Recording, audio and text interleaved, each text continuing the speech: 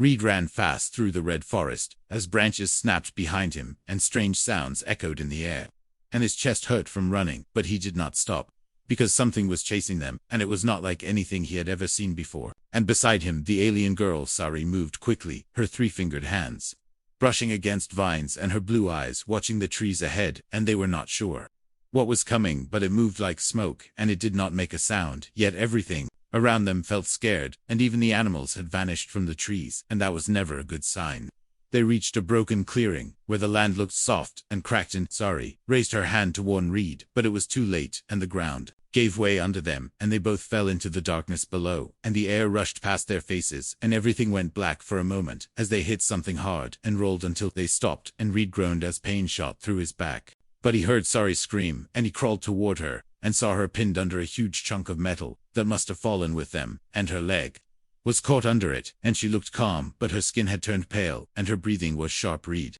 looked up and saw that the pit they fell into was deep, and the walls were smooth, and there was no way to climb back up, and his heart sank as he checked his comm, but the screen blinked red and showed no signal, and he tried again and again, but it was the same. And then he looked at Sari, and she smiled weakly and told him that she was fine, but he could see she was not, and he knelt beside her and tried to move the metal, but it was too heavy, and it did not even shift an inch, and he clenched his jaw and stood up and kicked it, but nothing happened, and he cursed under his breath and looked around for anything that might help, but there was nothing but rock and dust and silence. The air felt cold and still, and above them the sky was starting to darken, and that meant the creature was close, and they had only seen its shadow before. But it was huge and silent, and it moved through the forest like fog, and wherever it went, everything died or vanished, and now they were trapped in a hole with no signal, no help, and no time. And Reed sat down beside Sari and held her hand, and she whispered that it was okay, and that she was not afraid, but he was, and he did not want to lose her, not like this. Sari looked at the wall of the pit, and then at her leg, and then at Reed, and she said something strange, and he looked at her confused, but she said it again, and this time it was clear, and she told him that her leg was already broken beyond healing, and that it was trapped too deep, and that it would not come free, and she told him that her kind could regrow limbs, but only if the damaged one was removed, and he stared at her in shock and shook his head and said no, but she smiled and said it again, and placed something in his hand, and when he looked he saw that it was his own knife. Reed could not believe what she was asking, and his hand shook, and his throat went dry, and he wanted to say something, but nothing came out, and she looked at him with soft eyes, and said that if he did not do it, they would both die here, and the creature would find them, and no one would ever know. And he looked at her leg, and saw how swollen and crushed it was, and she bit her lip in pain, but still nodded, and told him it was all right, and that she trusted him. He stood up and walked away, and then came back, and then walked away again, and he felt sick and angry and scared and helpless, and he wanted another way out, but there was none, and time was running out, and the sound of wind above changed, and it was like the air itself was afraid of something coming near, and he looked up and saw nothing but darkness and red dust falling, and he knew they had minutes left, not hours. Reed knelt beside her again, and touched her hair, and asked her if she was sure, and she said yes, and leaned her head back and whispered, "Do it." And he looked at her once more, and then at the knife, and then at the metal, and he held her hand, and took a deep breath, and raised the blade, and the air grew cold and still. And in that moment it felt like the world had paused, and only the two of them remained waiting at the edge of something terrible and brave. And then she said now. Reed could not move at first, as he stared at the knife in his hand, and at the girl who trusted him more than she feared pain, and his chest was tight. And his mind screamed at him to stop, but her eyes were calm, and her voice soft and steady, and she nodded once more, and Red closed his eyes and brought the blade down with a cry that echoed off the walls, but the sound was swallowed by the deep pit around them, and Sari bit into her arm to stop the scream, but her body still shook as her blood spilled onto the stone. The blade was sharp, but not made for this, and it took more than one cut, and Red felt like a monster every time the knife went down, and he hated himself even as he knew this was the only way. And when it was done he dropped the blade and held her close, and she trembled in his arms, but whispered thank you, and Reed wanted to cry, but he held it in, and tore off part of his jacket to wrap her leg, and press it tight to stop the bleeding, and the blue blood soaked through fast. But her body began to pulse with a soft glow, and she said the healing had already started. He laid her gently against the wall, and stood up, breathing hard, and looked up once more, and the top of the pit was still far away, and no rope, no ladder, no grip points, and nothing but smooth stone and dead silence. and the forest above had gone quiet again, and that was worse than the noise, because it meant the creature was near, and it meant time was almost gone, and he checked his cum again, and shook it, and hit it, and begged it to work, but it was no use. And still no signal, and still no light, blinking green. He searched the pit for anything useful, and found a broken pipe sticking from the ground, and he used it to wedge under the metal chunk that had pinned Sorry, and he pried and pushed, until it shifted and fell away, and he kept the pipe and looked at the walls, and the cracks, and the shapes, and wondered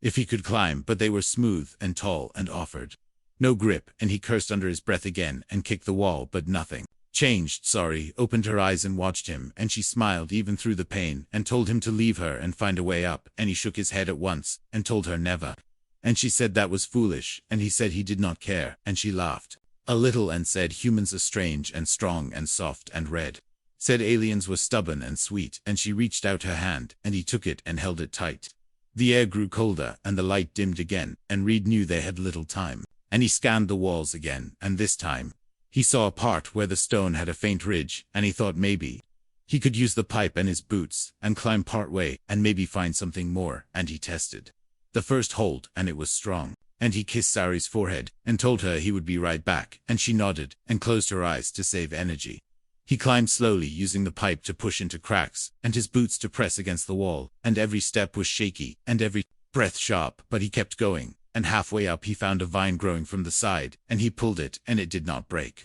And he smiled and tied the pipe to it, and made a loop, and pulled, and it held, and he climbed higher, until he reached a ledge just below the surface, and he peeked over and saw the trees. But he also saw the fog, and he knew the creature was close, and he dropped back down, and slid to the bottom, and landed hard, but safe, and ran to Sorry, and told her they had one chance, and she opened her eyes and said she trusted him again, and he lifted her carefully, and held her tight, and walked to the wall, and looked up and breathed deep, and started to climb with her in his arms, and her weight made it hard, but he did not stop. The wind howled above, and the fog thickened, and the darkness felt alive, and Reed climbed higher, and every muscle in his body screamed, but he kept going, and Sorry whispered words in her language to keep him strong, and finally they reached the ledge, and he pulled her up, and then themselves over, and rolled into the leaves, and they lay there gasping for breath, as the sound returned to the forest, and the thing in the mist drew near once more, and they were no longer trapped in a hole, but they were far from safe, and Reed looked down at Sorry, and saw her eyes still burning bright with fire and hope, and he knew this was only the beginning. The forest air was cold and heavy, and the fog rolled like water around the trees, and Reed held Sorry close, as he moved between shadows and twisted roots, and he could feel her heartbeat slow and steady against his chest, and he whispered that they would be safe soon, and she gave a weak smile, and said she believed him, but her body trembled, and her skin glowed faint blue, as her healing began, and Reed had never seen anything like it before, and he stared in awe as the edge of her wound started to shift and pulse like it was alive. They stopped near a fallen tree, where the leaves made a small shelter, and Red laid Sorry down gently, and checked the wrapping, and her blood had slowed, and the glow was stronger now, and Sorry opened her eyes, and said that the pain was less, and that her body was doing what it must, and she said the limb would return in time, and Reed asked how long, and she said maybe one cycle, maybe less, and he nodded, but inside his mind raced, because they had no food, no water, and the creature was still hunting. Sorry reached up and touched his face, and told him not to be afraid, and Red tried to smile, but failed, and she asked what scared him more, and he said it was not her blood,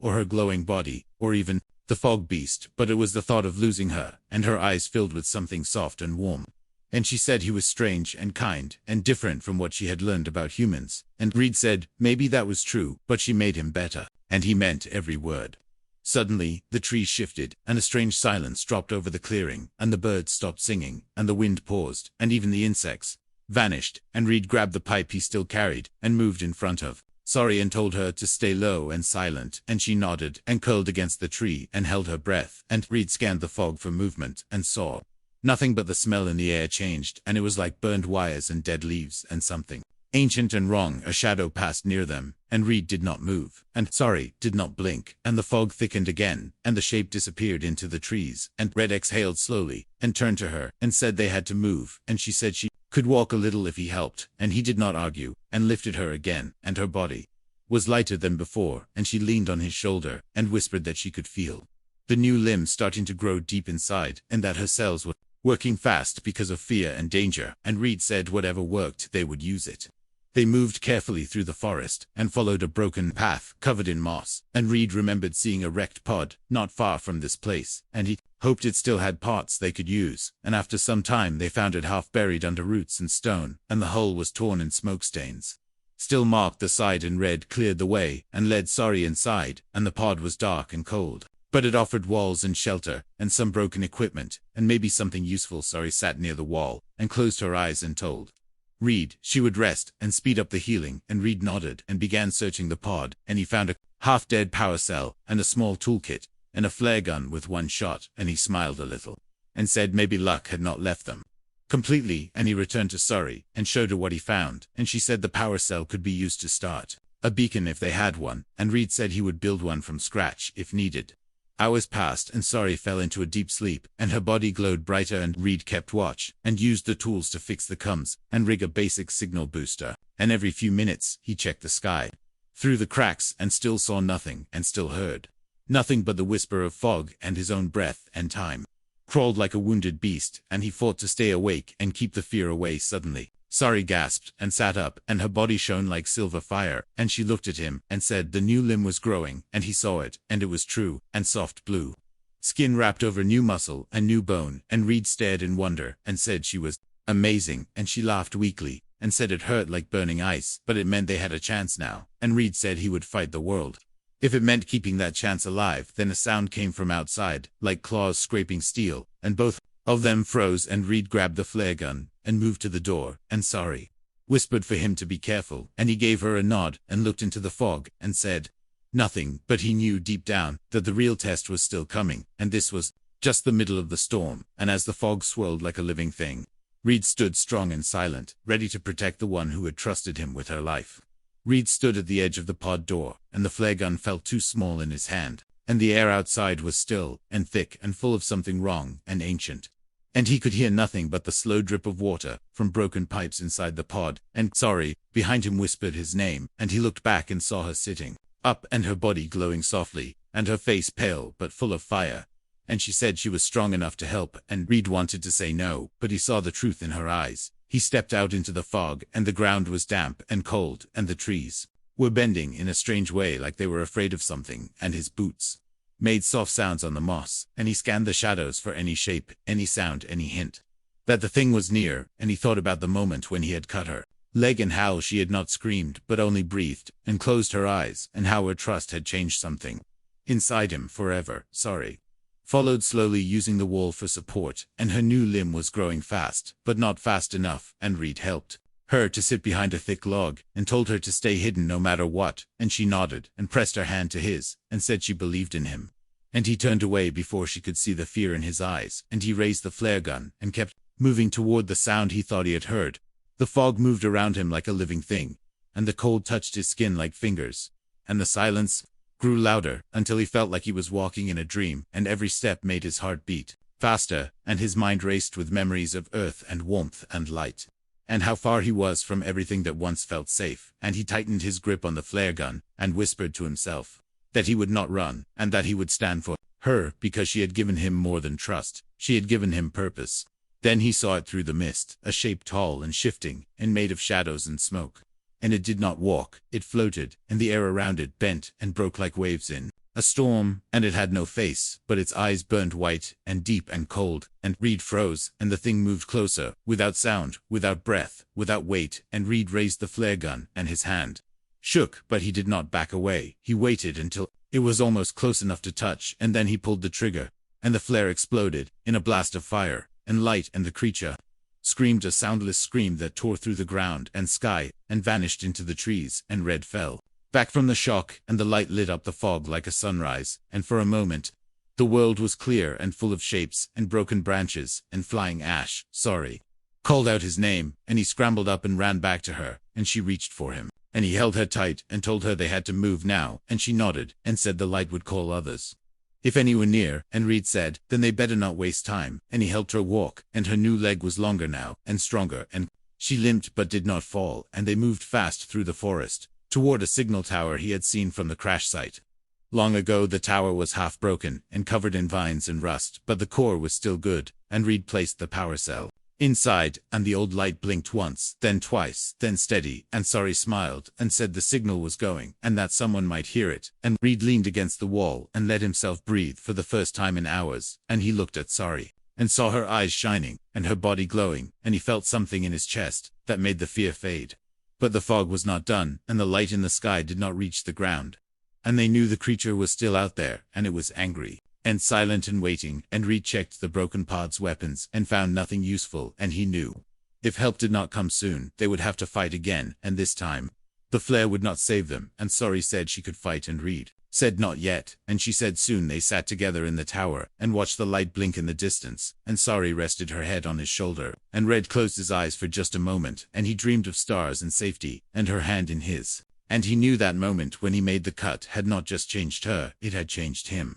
And now nothing would be the same, because in that one act, he had chosen to do something terrible for someone else, and found something beautiful waiting on the other side of the pain. The light on the tower blinked steady and strong, but no ship came from the sky, and no sound came through the radio, and Reed paced the edge of the tower, while Sorry sat inside, and her new leg had formed halfway, and it looked like smooth crystal under soft skin, and she touched it gently, and winced, but she smiled at Reed, and said it would be done soon, and he nodded, and told her they would not die here, not after everything they had done. The fog outside thickened again, and wrapped the trees in grey coils, and the sky above turned red like the sun was bleeding, and Reed stared at the horizon, and saw shapes moving where there should be none, and his hand gripped the broken pipe tight, and he turned to Sorry, and asked how much longer, and she said she needed maybe 1 more hour, and Red swallowed his fear, and said he would buy her every minute she needed. He stepped outside the tower, and the air was like ice on his skin, and every sound vanished into the fog, and he moved slowly, checking every corner and shadow, and then he saw the first sign that the creature was near again, and it was not noise or smell or shape, but the way. The ground shook ever so slightly, and the leaves stopped moving, and the cold became sharp and deep like needles on his face and hands. He looked back at the tower and saw the faint glow from Sorry's body, and he knew if the thing reached them, she would not survive, and the tower would fall, and no one would know they ever lived, and he took a deep breath and moved away from the tower, and into the trees, and he shouted once to draw the thing to him, and the fog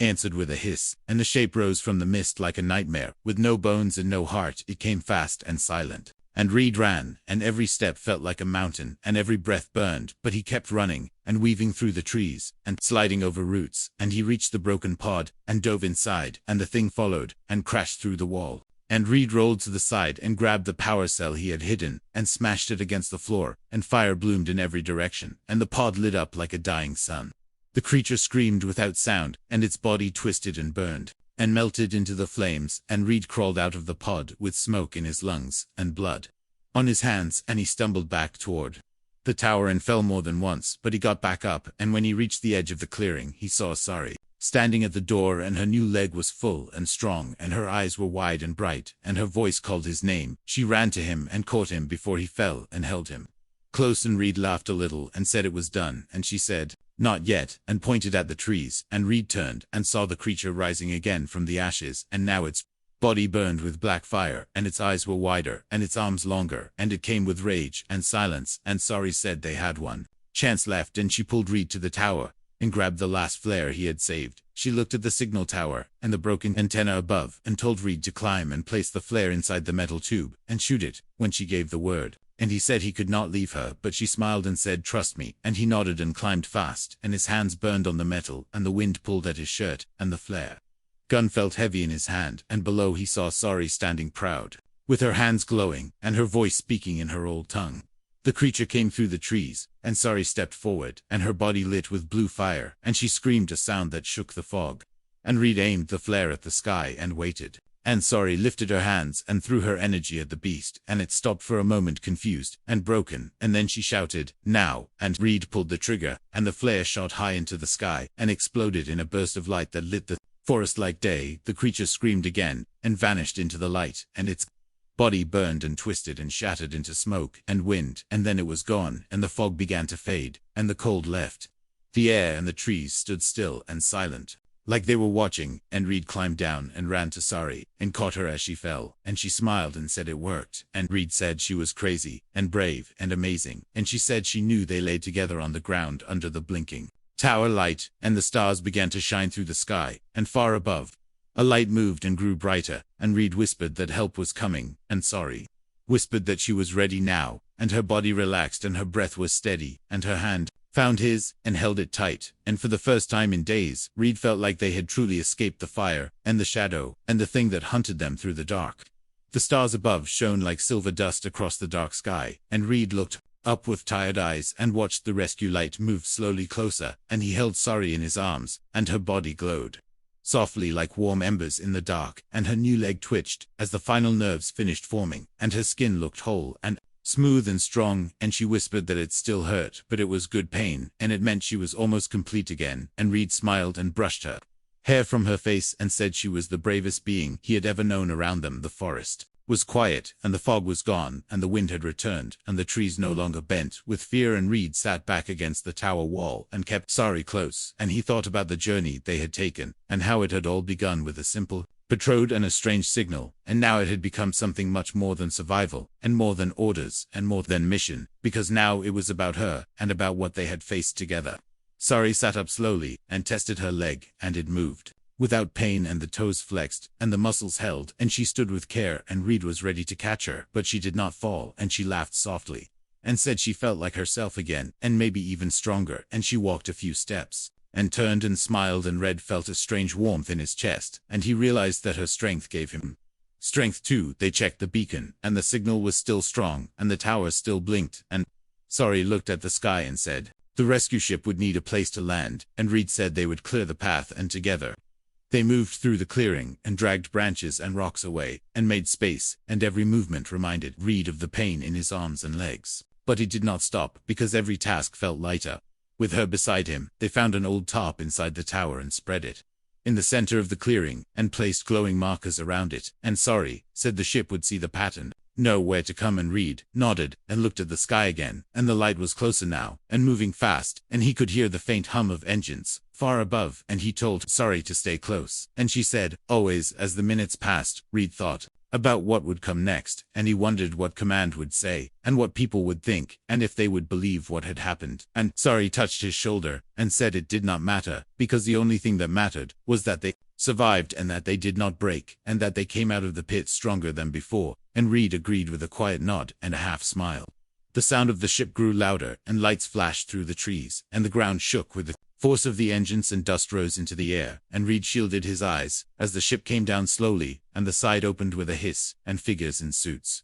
ran out with scanners and medpacks, and shouted questions, and Reed pointed to Sorry and said she needed care, and they lifted her gently, and placed her on a stretcher, and scanned her body, and their eyes widened at the readings. Reed climbed into the ship behind her, and sat by her side, and the medic said she had lost too much blood, but her system was stable, and her new limb was already bonded, and Reed said it was because she never gave up, and Sorry said it was because she had someone who believed in her, and the medic smiled and said they were both lucky to be alive. The ship lifted into the sky, and Red looked down one last time at the forest below, and the broken pod, and the burnt clearing, and the ruined tower, and he felt both sadness and pride, and he reached for Sorry's hand, and she took it without a word, and they sat together in silence as the stars passed by the window, and the engines hummed like a lullaby. They arrived at the station in orbit, and were met with questions and bright lights, and loud voices, but Reed stayed close to Sorry, and answered only what he had to, and the rest he kept for himself, and she did the same, and the doctors ran more tests, and the scientists asked more questions, and someone said they wanted to study